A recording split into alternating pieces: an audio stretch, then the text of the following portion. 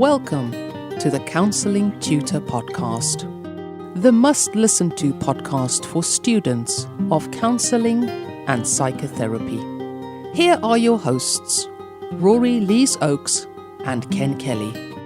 Hi, I'm Rory, and with me, as always, is Ken. How are you doing, Ken? Exceptionally well. Thank you for asking, Rory. Very grateful to be here. You have tuned in to the Counselling Tutor Podcast. This is episode 205. Rory and I are bringing you three super duper topics today, starting off with Counselling Foundations, where we revisit the strong foundations that form what we build our practice and our training on. And we're today going to be looking at the work of Sigmund Freud and focusing in on the id, the ego, and the superego. And then today in Focus on Self, which is our section where we recognize that we are the heart of our practice as the practitioner, and that focus on self so important, we're going to be looking at personal therapy, either during training or for ongoing therapy as we go through our practice lives. And then in Practice Matters, where we focus on something interesting in the world of counselling, we're going to be looking at counselling training in the United States of America, how that differs from the United Kingdom, where Counselling Tutor and the Counselling Tutor Podcast are based. And Rory met up with Robyn Symonds, and we're going to be bringing you that interview with those differences. But let's kick off episode 205 with Sigmund Freud, the id, ego, superego. That's going back a bit, isn't it, Sigmund Freud? It is. It is going back. Old Shomo Freud, to give him his full name, Sigmund Shomo Freud. And I think the interesting thing about id, ego, superego, it's something that probably most people know about. Most people would know about the ego, I think. If you ask anybody about ego, they know about the ego. But from my perspective, what's really interesting for me is that this is taught in counselling classes, some counselling classes, and I think it's useful to kind of try and get a handle on what is id, ego, superego, because I think sometimes it can be mightily confusing for students. So I like the chocolate cake analogy, and I have borrowed it off somebody. It's not my own, I have to say. I'm plagiarising like crazy here, but if someone offers you a chocolate cake, part of you goes, I want a chocolate cake. I really want a chocolate cake. I want all of the chocolate cake. And then part of you says, hey, eating a lot of chocolate cake isn't really healthy. And maybe you're going to get illnesses, and maybe you're going to put on weight if that concerns you. And, it's not very good, and you should be eating more healthy. And there's a bit preachy, that part of it that's a bit preachy and a bit finger pointy. And then the middle part says, well, look, I'll have one slice of chocolate cake. And with that one slice of chocolate cake, I'll promise I might kind of eat healthily for the rest of the day. And that is a really good example of id, ego, and superego. The id would want to eat all of the cake. The superego is saying to you, you shouldn't eat cake at all. It's a terrible thing to eat, and you need to avoid it at all costs. And the ego is kind of that mediating factor in our personalities. It goes, oh, okay, well, I'll just have a little bit of cake, but I'll be moderate with it. The ego really is the meat between the sandwich, Ken. I like that. Yeah, and I think it's very fitting that in Counselling Foundations we touch on the work of Sigmund Freud. And to be honest, from my own personal perspective, I'm not a fan of all Freud's work, but I do recognize that talking therapy kind of has a very strong root there. If you're a counsellor, a psychotherapist, or you're training in counselling or psychotherapy, we have to give a nod to Freud because he certainly was very influential in starting what is today known as a talking therapy. And it's interesting that we look at the id, the ego, the superego, and I liked that you linked that to chocolate cake. That brought a smile to my face. I'm busy drooling here, thinking, I think that my id is going, yes, chocolate cake. That's a very good idea, that is. So I can feel that processing within me as you speak. And I guess, as you said, Rory, when we come to the word ego, we hear the word ego a lot. And I think maybe sometimes ego is framed as a different meaning to how Freud meant ego. So ego can be misinterpreted as how we appear to others and wanting ourselves to look better. And I guess there's a small link there. But if we look at the id, ego, superego, as they were meant by Freud, there is a slight different meaning, as you said there, Rory. It kind of sits in between the id and the superego. So Freud kind of identified the id as being a biological component and a subconscious component. So we wouldn't be aware of the id. So when we go back to that conscious, the conscious, I'm going to have some chocolate cake there, Rory. The id is the subconscious part of us that would have a drive to eat high fat, high sugar foods. And that's why we would be drawn towards that chocolate cake, even if we're not consciously going, oh, I'm going to go and have some chocolate cake. That might come after the biological drive. So it's unseen. It is a subconscious process.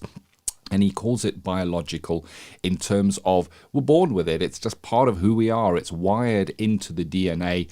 And then when we look at the superego, I like starting with the id and then jumping over to the superego. The superego, very much a part of our personality. It's almost like that critical voice within. And I can certainly recognize that in my own life, my own journey. There's a little voice that tells me how I should have done things, how I should do things, what things I should have done, could have done, would have done. Kind of if a process has taken place, I might have this superego that will tell me how I could do it better next time. It's a very judgmental, finger-waggling voice within inside of me. And I do recognize that it's super cautious. It would want to keep me away from any kind of danger, and it makes sense that it would be part of who we are. You know, if I'm starting to walk towards the end of a very high cliff to have a look over and admire the view, my superego will be protesting wildly and saying, nope, you don't want to be going there, keep away from there, don't go there, you're going to fall off, you might fall off, and the voices will be very loud. And then the ego sits right in the middle and balances all out. It's kind of the middle ground, as it were. Really interesting concept. It is, and I think that in these more enlightened times, we can actually frame it in the frame of culture, because the superego may have a cultural aspect, and we know that some people of faith positions have, say, dietary requirements or faith position requirements that kind of ask them to behave in a certain way to be faithful to their belief system, and it's very possible that the superego may mediate that as well. I think that's an important thing to consider. Also, I guess in terms of our sexuality, the superego may be the finger wagging part of society that tells us that we may not be able to be who we really are. Yeah, I think that's quite an interesting angle. But what I'm really fascinated about was a lot of people thought that Freud had actually invented this. And there's a growing body of evidence to say that actually he borrowed the idea from the philosopher Plato. And there's a book called Plato's Republic. And without going too deeply into the philosophical kind of tenets of Platonic character development, Plato talks about us having a kind of three-position part of ourselves. One he calls the charioteer, the one which the man reasons, which may call to the rational principle of the soul, and that's the kind of charioteer going, in a chariot and gung ho and that type of thing. And then the second is sometimes referred to as the ignoble part, which Plato referred to as the irrational or appetitive, I think, the ally of sundry pleasures and satisfactions. That sounds almost rude, doesn't it? And then finally, hedonistic. And the third part, Plato refers to it as spirit, the forbidding principle, which is on the side of reason. And there's a growing body of scholars who are thinking that although Freud never mentioned Plato, might have actually borrowed most of those ideas in his own theories. There you go. I mean, it's really interesting that there's there's a way of thinking or a concept that nothing is really new. It's just renaming something that was said or thought of before. Interestingly enough, a peer of Sigmund Freud was, of course, Carl Gustav Jung, and Yes. he speaks about the universal consciousness. And I think an idea very much frowned upon by Freud, that all ideas exist in kind of a universal soup of consciousness, and they kind of just fall into our minds from time to time. But it's interesting when we look at the world of counselling, the world of psychotherapy, there are similarities, and you kind of tracking the id, ego, superego back to maybe having. And I wouldn't be writing this in your assignment if you're writing about Freud. You can maybe put a possibility there, but I wouldn't be citing Counselling Tutor and say that Freud got his ideas from. This is us kind of discussing and kind of looking at what might be out there and the ideas that are banged about. But the ideas that it may link back to the roots of Plato. And if you look, of course, at transaction analysis, where you have the parent and the adult and the child, similarities there, I might suggest, to id, ego, superego. And even if we look to person-centered therapy, which is a different model altogether, when we look at the concept of the organism itself, or the true self, the self that we're born with, perhaps that is the true self, the id, and maybe with the introjected values, we develop that inner voice that tells us what's right and what's wrong, the superego. And it's interesting how there are similarities in those ideas.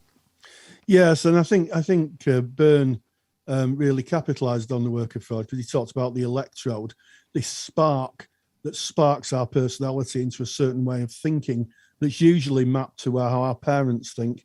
So I think it's really interesting. But the id, ego, and superego, you're absolutely right, Ken. It's the basis of the beginnings of talking therapy. It's the beginnings of a theory of personality that wasn't wholly biological. There is a biological element to it, but not wholly biological.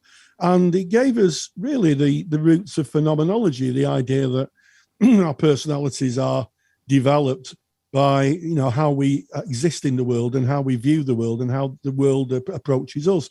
Yeah. So it is a seminal theory, and it's one of those that we do sometimes played out. I'm sure we've seen all the YouTube videos where somebody is really upset in a store because they can't buy the last cake, and they have a meltdown, and they're an adult, and they say, why have you run out of cakes? You should have more cakes. We've all seen those videos, those viral videos where adults slip into a child mode very quickly.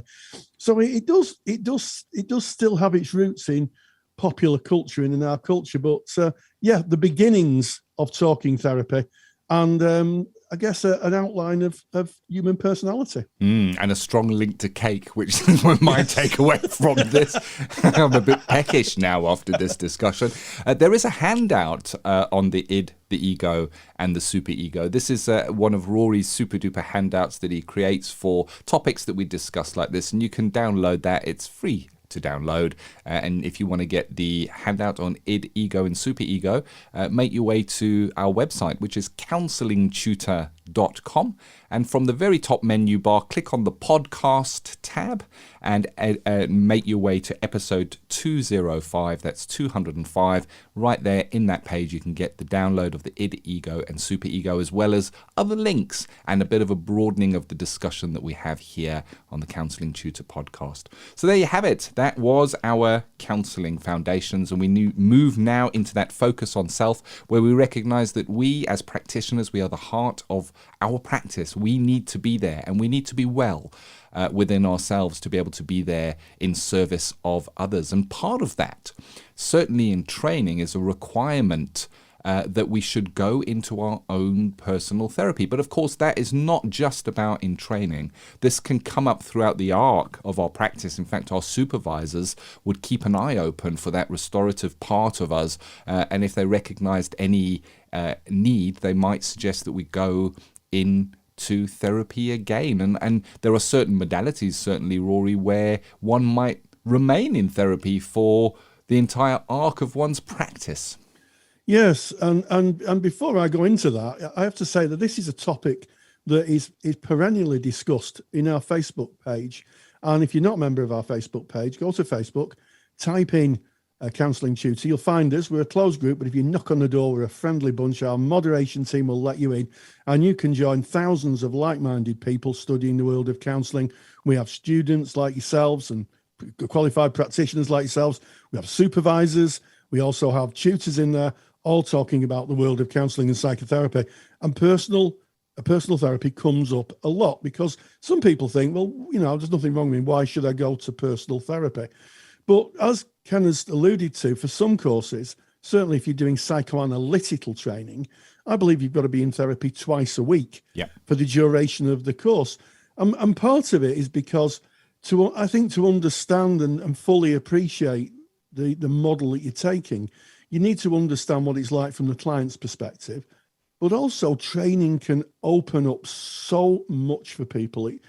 Ken and myself taught for a long time, 10 years, and I could tell you that people would come in and we would go through the models of therapy, and you could see people getting very, very highly in discomfort. And I think the reason for that is that their eyes were opened to what really was happening in their lives. As we explained the theories, they thought, oh my gosh, that's me. And people became, as we say in the counselling profession, a bit wobbly. And sometimes I like that, Rory. I really love that. Have a bit of a wobble. Yeah. Or even worse. I've worked with students we've taught lessons and they've been completely broken just by us talking about the theory because it's opened up an old wound. So having your own therapy is really like a safety valve, and it's really, really, I think it's really, really important that students who are going through training, access their own therapy to be able to make sense of this new material, these new ideas, and their own history. So important. Yeah, and when we look to why we enter on the journey to become a therapist, and ask yourself this question: why did you set out to become a therapist? And there is there is the concept of Chiron, the wounded healer, that many people go on the path of wanting to be there in service of others because they've maybe experienced some life-changing events or some difficulties in their own life, and they may have had a hand put out into the darkness that helped them through that, and then there's maybe a wanting to be there in service of others. But when we have a wounded part of ourselves that we take into this process, into this journey, it can remain there. I mean, the past doesn't go away. We can work through it, we can explore it, but as Rory has said, so often in the arc of training, something will come up where you might be revisiting your own life, your own past, and re-looking at those wounds that may still be sensitive, and going into therapy and really exploring that is highly, highly recommended, and I think in service of the clients that we see, and so often we would get students, speaking about us training together, Rory, that would go, why do I need to go into my own personal therapy? I've got nothing to take.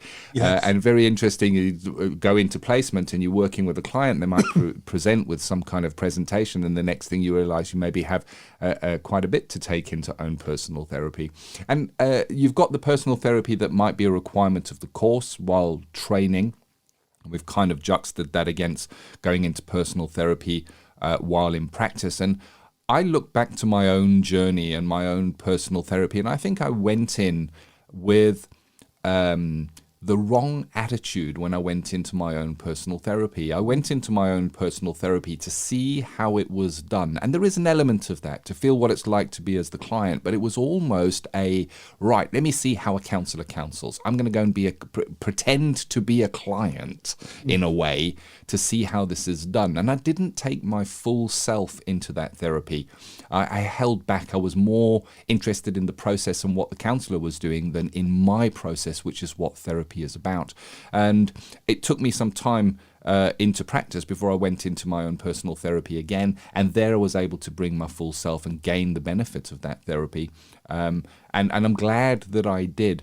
And the other aspect of therapy that we might recognize is so often when somebody is entering therapy, it's because they are broken, because there are no other ways that they can see of getting out of where they are, because nobody else can understand them.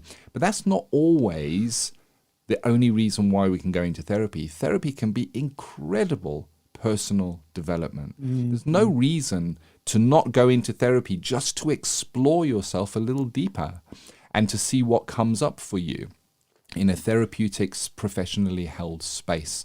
So I think therapy has many uses, indeed, for a qualified practitioner and, of course, a student on that journey. Yeah, absolutely. And I think one of the things we have to be thoughtful of is and I've said this before on the podcast, we may meet ourselves in the therapy room. And this has happened to me. It's happened to students that I've taught. It's happened to colleagues, where you're working with someone and their experience is so close to yours that you could almost not separate yourself from them. And I think having your own personal therapy allows you the insight of self to be able to not to get caught up in that sort of parallel process, to be able to hold that space for the client, not for you. And I think that is really, really important.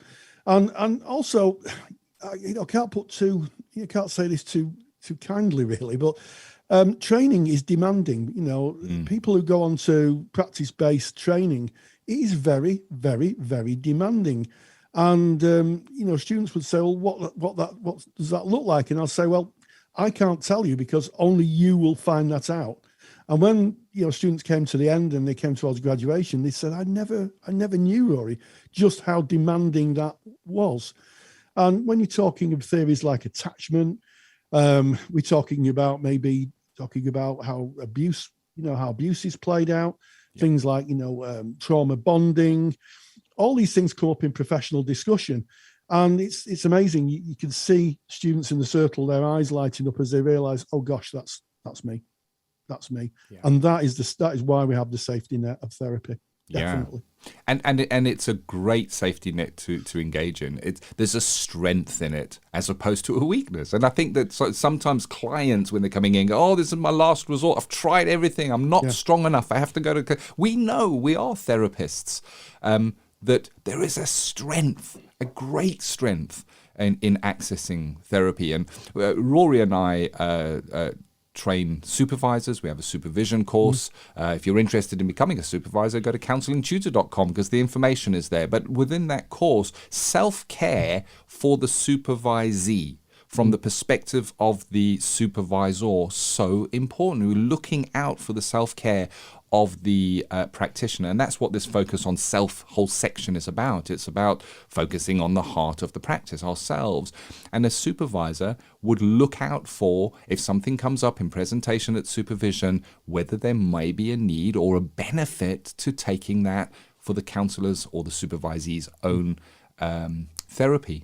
And again, we spoke about the arc of training and how certain modalities require a student to be in training twice a week for the arc of training. That goes on way beyond training as well. There are certain modalities where you will remain in therapy. I certainly worked with a colleague who had been in therapy for more than 10 years and was going on a weekly basis and getting value every single time. And that was focus on self, not supervision, therapy, a therapeutic process that he himself was engaging in. Yes. And some people go on therapeutic retreats. In the TA world, a retreat is or the psychoanalytical world, where people can go and focus on. It's not quite the same as personal therapy, but there is a personal therapeutic aspect to it. And as I say, in lots of training, certainly, if you're training in psychoanalytical training, twice a week, I think, and then ongoing for the entirety of the training, which I think is 5 or 6 years in some cases. It's quite intense training. So it is important. So if you're asked, as part of your course to have therapy, just maybe think about what's been discussed in this podcast, because it is, in my experience, it's super, super important. Yeah. And I guess there's one last element that I'd love to touch on this, Rory, and that's the consideration of, do you tell the therapist that you reach out to that you are a therapist? And that's just a question in my mind at the moment. And I guess one of the things to watch out for is that the therapeutic world is a pretty small world. You want to be looking out for role confusion. One of the questions you certainly want to be asking if you are going into your own therapy as a therapist, so you're taking yourself in for personal therapy, is just check who the supervisor of the therapist is that you're going to make sure you don't share the same supervisor, because there would be a certain role conflict. But would you say that you are a therapist, Rory? Well, I did when I went. I had my therapy, some more therapy, about 18 months ago, and I told my therapist I was a therapist. I have to say that that it was a bit of a shock to my therapist, but I said I'm not. I'm here to kind of not to be a therapist, but to be me, and to kind of try and get a sense of what's going on for me with a particular issue that I had. And I had to find it, once I disclosed that and we got past that, and the work was good, and I found it mightily helpful. I found it very, very helpful. Yeah, I'm in the same camp as you, Rory, in that congruence is the best way to broach that. And then the other side of that coin is, how might you feel if you're a practicing practitioner? How might you feel if somebody presents for therapy and discloses to you that they are indeed a therapist? Would you feel okay about that? Maybe there's some work in looking at how you might be in that kind of situation. And I guess if you are okay, maybe there's an opportunity to list on your listing with your professional body that is a service that you offer. If I was reaching out, I might be drawn towards a therapist who might say, I'm happy to see fellow therapists for their own personal therapy. Yeah. That's maybe another string to the bow, another feather in the hat. I think this is an interesting and worth discussing topic. I think continue the conversation in our Facebook group. Rory's invited you. Just go to Facebook, put in Counselling Tutor, come and join tens of thousands of like-minded people. These are the kinds of topics that we discuss within that Facebook group. Discuss it with your peers. Journal about it. When last were you in your own personal therapy? Is there any merit in stepping in now? There you have it. So that is our focus on self for today. We now move on to Practice Matters, where we're discussing counselling training, how that differs from the United Kingdom to the United States of America. Rory, you met up with Robyn Symonds to discuss this topic. Yes, we had a wonderful time together, myself and Robyn, chatting about the differences between training in the UK and training in the United States of America. And it is something, again, that comes up in our Facebook group. There seems to be a fascination with what counselling is like in America and the training is in America. So I asked her, and this is what she had to say. Practice Matters. And we welcome Robyn Symonds, all the way from Alabama in the United States of America, a colleague from across the pond, who is going to talk about training in the US and how training in the US, and maybe we'll get on to how counselling in the US is different to counselling in the UK. So first of all, Robyn, thank you so much for joining us. Yeah, thank you so much. I'm excited to be on your talk show. Well, there we have it. So, so how does someone go about training to be a counsellor in America? And I think I'm right in saying that each state has a different legislator, different legislation. So in Alabama, how would someone go about becoming a counsellor? So while that is true that each state regulates the licensure of counseling different, it is pretty similar across the U.S. how you get trained to be a counselor. And so the educational structure in the U.S. really is 13 years of elementary, middle, and high school. And then you can get an undergraduate degree either in 2 years or 4 years, associates and bachelors. And then a counseling degree is a master's degree. So you're in graduate school. You have to have had a 4-year degree to be able to move into a counseling degree. And then roughly it takes 2.5 years to graduate with that. And we have an accrediting body that is a national accrediting body that says you must have coursework in these particular areas. You have to have a 700-hour field experience in which the student is supervised at the university level as well as in practice in their community. And then there's other elements to that accreditation, but in terms of the preparation aspects of it, that's what our KCREP, it's called KCREP, stands for Council of Accreditation for Counseling and Related Educational Programs. Not all universities seek KCREP, but many licensure boards in the different states require degrees from KCREP or KCREP-like programs. And so we have a set of standards, and those standards include helping relationships information, which includes theories and skills and techniques, professional orientation and ethics. So we go over the code of ethics and train students in how to solve ethical dilemmas. We also talk about the professional roles that as a counselor, there's various places to work, which you said we may get to. There's also the idea I'm a professional counselor. So I have this identity as a professional counselor. And we train students to kind of think that way, wear their counselor hat. Social and cultural diversity is really important for our field, as well as understanding human growth and development and how all of those elements fit into that client that's sitting across from us. That when we're looking at that client, we have to consider their cultural context and their human growth and development context. Group counseling work, career development are also kind of skills and theories that we study. And then we train students how to do assessments, how to engage in testing to kind of figure out or ground our understanding of what clinical diagnoses they may be experiencing.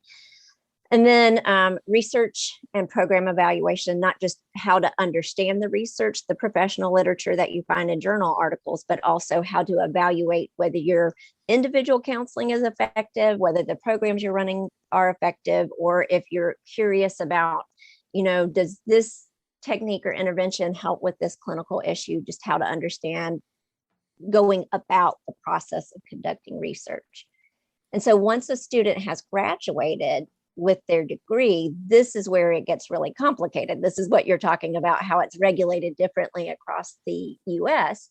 We find that there are different numbers of clinical hours from state to state. There are different tests that the counselor in training or the incoming counselor might take. And then there's different levels of licensure. For some states you just do the work or the required supervision and the clinical hours, and then you apply for licensure. Some states you have to get a junior license, and then you work directly under the supervision of somebody who is a board approved supervisor. But in general, I would say it takes about 2.5 to 3 years to get licensed in most states. That every state has some form of test that a counselor has to take to pass. And all states require some form of supervision. How it's regulated looks different. And even the term licensed counselor is different. And what's interesting is I started in a master's program in counseling in 1994. We are still having this same conversation of we need some form of uniformity. We need some form of being able to move across state lines and be able to set up shop as a counselor. And we just haven't arrived there yet. I do see that we've made some movement ahead, but it's been really small and it's really slow, and we're still not there yet. I mean, it's fascinating to hear the statistic that I'm sure our UK audience will kind of reel at, if you like, is 700 hours of clinical practice as a student. Most what we call placement hours, we would call that a placement here in the UK. Someone work for an organisation or a charity and accrue their supervised counselling hours. To qualify in the UK, it's a minimum of 100 hours to qualify. Some courses may ask for more, but generally speaking, it's 100 hours. So 700 hours. People listening to this will be saying, "Whoa, that's a lot of hours." Yes, yes. And then to get the license, usually that's about 2,000 more hours. So they can be employable while they're getting their license. So they've got that 700, and then they have, depending on the state, some states have 4,000, some states have 2,000. Gosh. So yes, a lot of hours to be able to hang a shingle and say that you are a licensed counselor and can deliver. With the licensure laws, there's title law and practice law. So it's about what you call yourself and then how you can bill somebody for the services you provide. So that's really what is regulated, as well as, of course, the ethical practice of counseling. Yeah, so there's a legislation around what title you can use, and there's also legislation around yes, how you can practice. So another question I know that the audience would be interested to have answered: do you in the UK we tend to teach either one modality? It's usually the work of Carl Rogers, or the transactional analysis courses that teach the work of Eric Byrne. There's integrative counselling, which would be Petruska Clarkson and other ideas. In training, is there single training modalities still in America, or is it an integrative kind of training that you would have? Yeah, I think foundationally, the skills that we teach line up with person-centered. But we teach, on average, I would say most schools teach about 10 different theories. And of course, when you have one class that's covering 10 different theories, we don't teach any kind of purist model. But we do ask students to think about what theoretical orientation or what modality most resonates with them. And often we see people do integrative. And so I can't speak for all counselor educators, but for myself, it is really important for me that I teach them how to integrate, how to connect.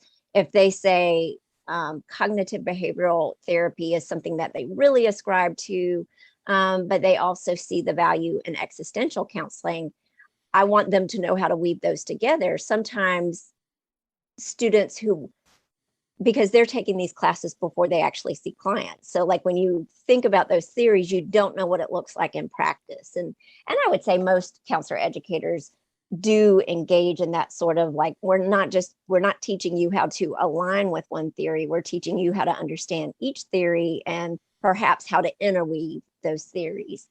But it's kind of hard till you start seeing clients. Absolutely. And it's fascinating, the differences. Is there one ethical body that oversees ethics? I mean, I know you have the American Psychological Association that seems to have quite a big voice in the world of psychology and psychotherapy. But over here we have in the UK and our friends in Scotland, Wales, Northern Ireland, the Republic of Ireland, they have different ethical bodies. So we have about 5. There could even be more. There's quite a few. Is there just one in America, or are there a number of ethical bodies that people could ascribe to? So we have the American Counselling Association, which is the overarching professional counseling association for us. And there are a code of ethics that are developed from that body. Most states also adopt that code of ethics. And then the states regulate, if you're licensed, the states regulate it. Now, if somebody wanted to file an ethical complaint against a practicing counselor, they can actually go through the American Counseling Association, or if they're licensed, through the state counseling association, through the state licensure board. We also have state counseling associations. And then we have a body called the National Board for Certified Counselors, which is another regulating entity. So there's a difference between certification and licensure. Licensure, again, is about what you call yourself and what you can do in a given state. The NBCC is what we call it, but you can be a National Certified Counselor or an NCC, and it is an important credential, and it speaks to from many things, but one of the most important things for me is this national standard and somebody has met that, and most the tests that are aligned for licensure actually in most states originate from the NBCC. So there's also an ethical a set of ethics there. They all correspond to each other. So you might have your state board, your state counseling association, ACA, NBCC, but we're all saying the same thing. And we would not ascribe to the APA code of ethics because professional identity is really important. So we make sure that we separate out our identity from kind of our foundational, I don't know if you know this, but the counseling was originally a part of the American Psychological Association, and formed our own professional counseling association, which was not ACA. Just pause there again. Time. You just pause there. The reason is you just dropped out for a second. So start with. Goodness. So just start again with the separation. You say, I don't know if you knew this. Yeah. Yeah. So in the 50s, counseling separated out from the American Psychological Association, and we developed our own counseling association, which is now the ACA, but it first started as the American Personnel and Guidance Association. So our foundations are really with vocational counseling and school counseling. And then in the 60s, our president at that time, John F. Kennedy, signed into law I'm totally blanking on it, an act, Community Mental Health Centers Act. And what happened then is we deinstitutionalized mental health cases. So up until that point, somebody who had a psychiatric illness, like a significant psychiatric illness, was essentially thrown into a state hospital and sometimes left there for long periods of time. But in the 60s, now we have these community agencies. And that's really what created the need for what we do as clinical mental health counselors. It's really fascinating to hear some of the parallels that the American experience of mental health has with the UK. I mean, we had what was called Care in the Community in the 70s and 80s, where we looked at psychiatric hospitals, as they were called then, and realised there were people in there that were just left. And we had a programme of reviewing and closing them down, and people being cared for in the community. So that's an interesting parallel. One question that always fascinates me, America is a very, very big country, as anybody with an atlas globe or map would know. And the recent pandemic, certainly in the UK, has seen counsellors go on to work online. And I'm sure the same things happened in the United States of America. But again, the state regulations are different, I believe. Am I right in thinking that someone in Alabama couldn't work with someone in California? Would that be right? Yep, that's exactly right. So you can only, and again, this is where there's some variations among the states. So some states say you actually have to be physically present in the state where you're counseling someone in your state. Some states say, because sometimes counselors get licenses in various states. So I live fairly close to the Tennessee state line. So I could theoretically be licensed in Tennessee and Alabama. And if my state said I had to physically be in the state when I am working with that client, I would just have to jump back and forth between that. Some states don't regulate it that way. The client does have to be in the state for us to be able to see them. And it is really interesting that telehealth would seemingly open the doors for a counselor to be able to see someone across the US, but that is regulated. Again, it's about what you call yourself and what you can do to be paid within any given state.